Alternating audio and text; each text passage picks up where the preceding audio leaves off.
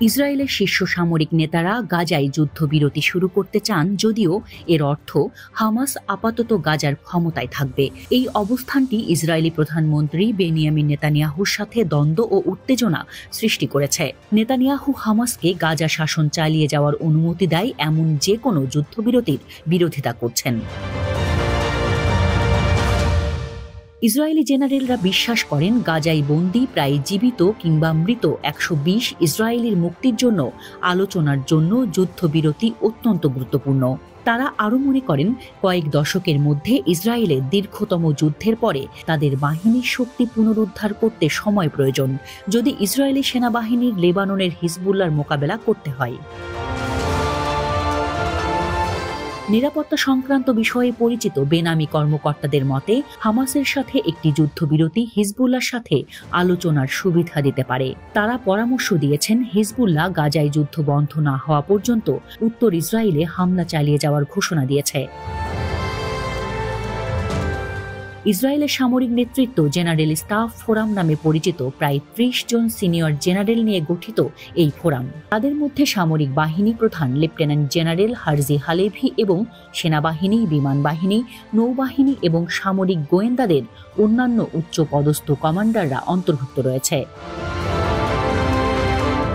সাবেক জাতীয় নিরাপত্তা উপদেষ্টা ইয়াল হুলাতা বলেছেন, সেনাবাহিনী একটি যুদ্ধবিরতি এবং একটি জিম্মি বিনিময়কে পুরোপুরি সমর্থন করে।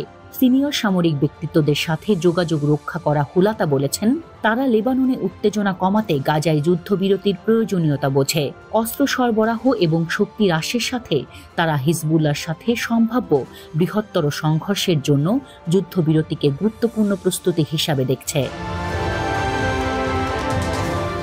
এটা স্পষ্ট নয় যে সামরিক বাহিনী সরাসরি নেতানিয়াহুকে এই মতামতগুলো জানিয়েছেন কিনা, তবে হতাশার প্রকাশ্য অভিব্যক্তি প্রধানমন্ত্রী এবং সামরিক নেতৃত্বের মধ্যে উত্তেজনা ও দ্বন্দ্বের ইঙ্গিত দেয়। নেতানিয়াহু আশঙ্কা করছেন যুদ্ধবিরতি হামাসের নিয়ন্ত্রণে চলে গেলে তার জোট ভেঙে যেতে পারে। হামাস অপরাজিত থাকলে কিছু সদস্য সরে যাওয়ার হুমকি দেন। প্রাথমিকভাবে সামরিক বাহিনী বিশ্বাস করেছিল যে এটি একই সাথে হামাসকে পরাজিত করার এবং অক্টোবরের হামলার সময় বন্দী জিম্মিদের উদ্ধারে ইসরায়েলের যুদ্ধের লক্ষ্য অর্জন করতে পারে। কিন্তু তারা এখন এই উদ্দেশ্যগুলোকে সাংঘর্ষিক এবং একসাথে অর্জন করা সম্ভব নয় বলেই মনে করছে। অক্টোবর থেকে ইসরায়েল কার্যকরভাবে বেশিরভাগ হামাস বাহিনীকে পরাস্ত করেছে এবং উল্লেখযোগ্য অঞ্চল দখল করেছে। তবুও গাজায় নেওয়া ২৫০ জিম্মির প্রায় অর্ধেকই বন্দী রয়েছে। সামরিক নেতারা আশঙ্কা করছেন তাদের মুক্ত করার আরও প্রচেষ্টা আটকদের বিপদে ফেলতে পারে।